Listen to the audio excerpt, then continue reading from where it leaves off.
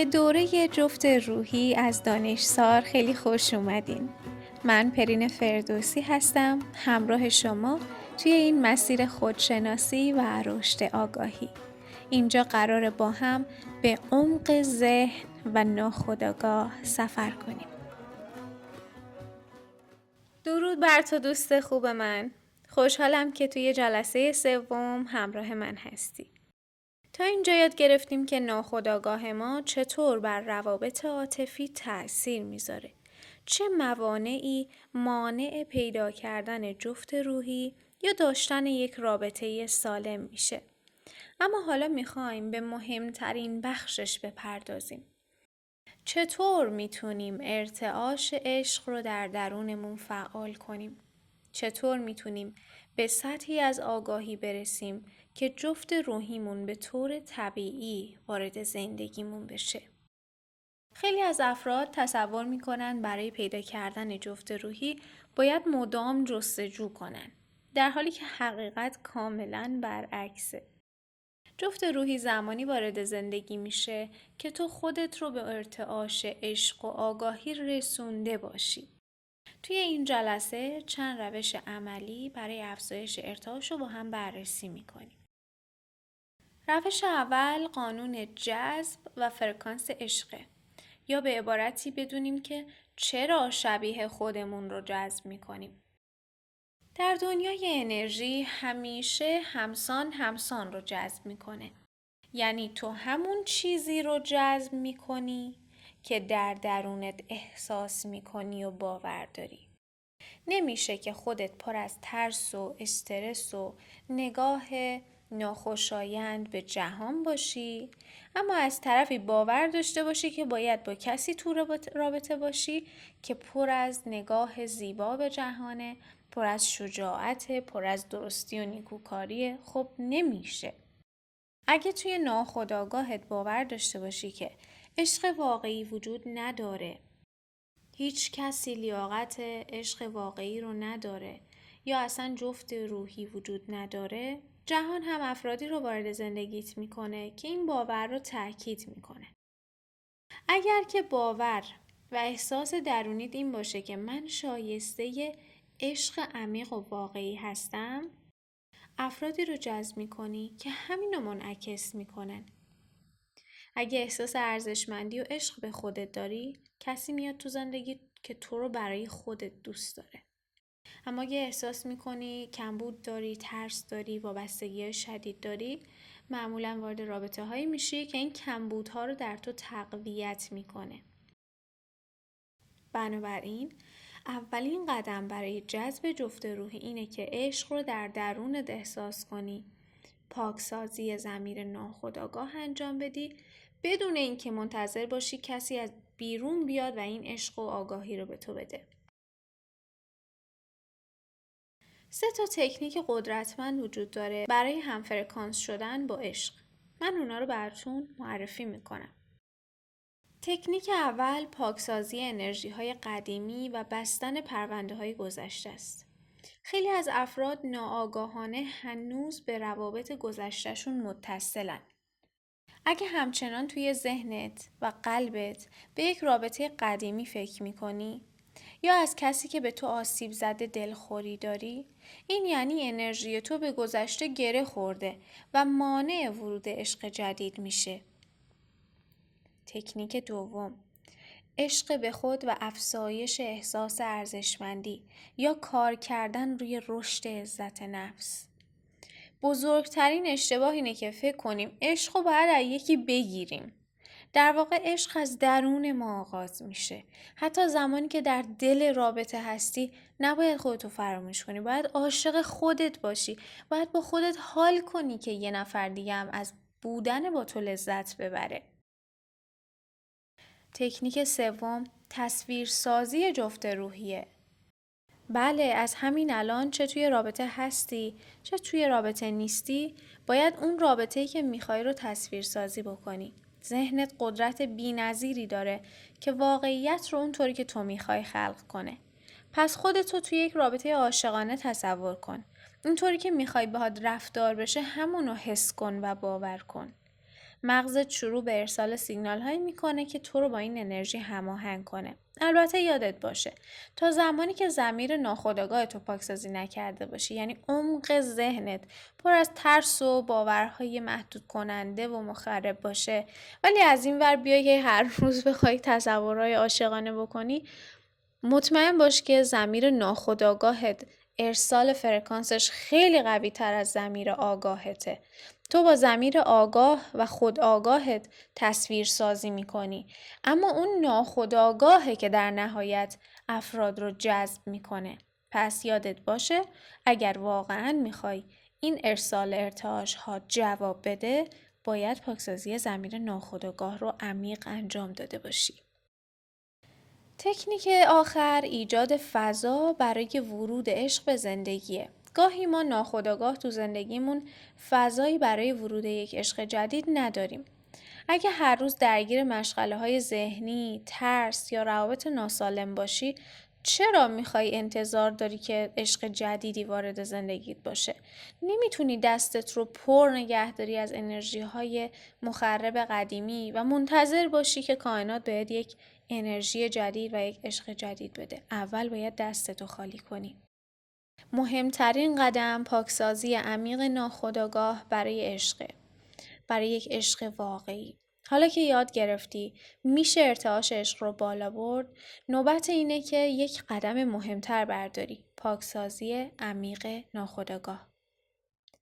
اگه میخوای یک عشق پایدار و سالم رو تجربه کنی، راهی نداری جز این که زخم‌های قدیمی، باورهای محدود کننده و ترس‌های ناخودآگاهت رو پاکسازی کنی. این دقیقاً همون چیزیه که ما در دوره پاکسازی ناخودآگاه بهت یاد میدیم. تو این دوره یاد میگیری چطور الگوهای ذهنی، اشتباهایی که توی زندگیت داشتی، زخم‌های قدیمی رو شناسایی و پاکسازی بکنی. چطور ترس‌های ناخودآگاه رو از بین ببری و به جای اون باورهای مفید بکاری. چطور یک رابطه سالم و پایدار رو بسازی یا تجربه کنی.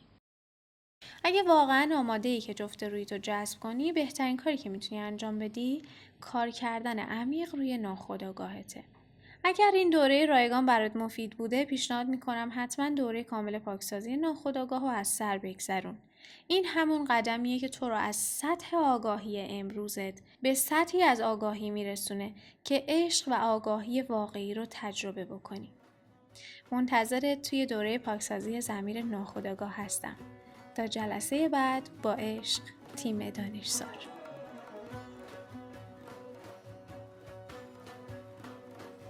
در دانشسار ما باور داریم که آگاهی کلید تغییره. اگه میخواید ناخودآگاهتون رو عمیق‌تر بشناسید و مسیر تحول واقعی رو تجربه کنید، دوره‌های ما رو دنبال کنید. ممنون که با ما همراه بودید. اگر که این محتوا براتون مفید بوده، از شما میخوام حتما با دیگران به اشتراک بگذارید و حتما نظرتون رو برای ما بنویسید. تا پادکست و دوره بعدی به خودتون و مسیرتون اعتماد داشته باشید.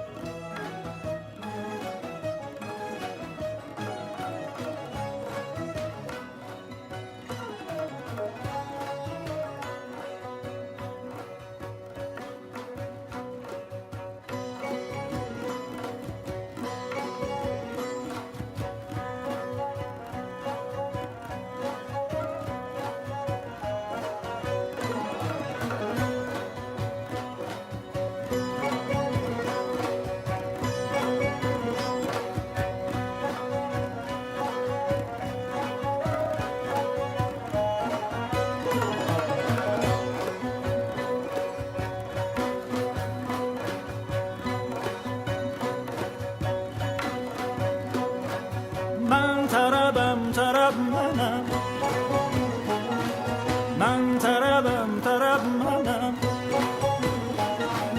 زهره زند نوای من، عشق میان عاشقان شیوه کند برای من، عشق میان عاشقان شیوه کند برای من.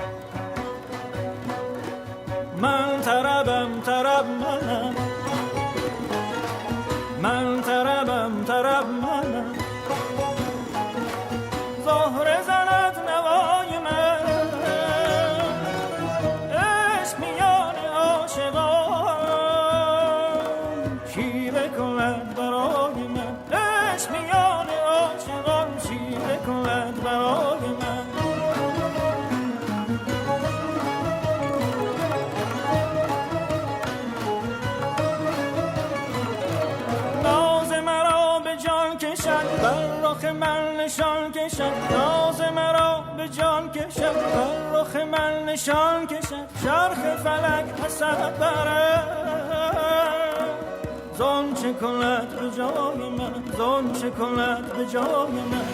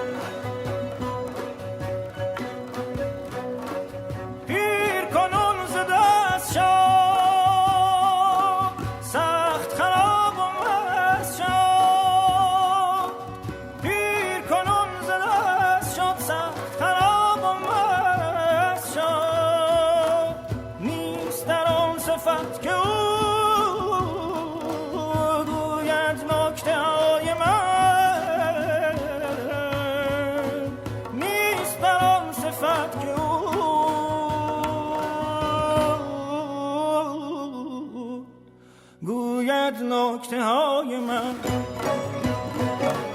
باد تویی سبو منم، آب تویی و جو منم. باد تویی سبو منم، آب تویی و جو منم. مست میان کو منم. ساقی من سقای من، ساقی من سقای من.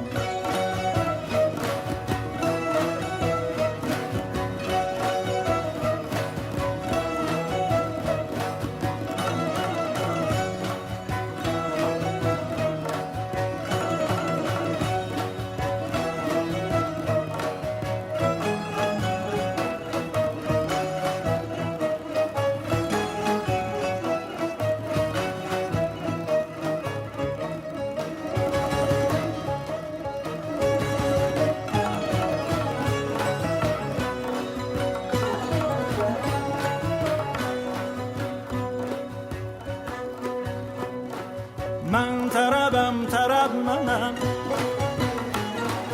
من طربم طرب منم. زهره زند نوای من، عشق میان عاشقان. شیوه کند برای من، عشق میان عاشقان. شیوه کند برای من، شیوه کند برای من.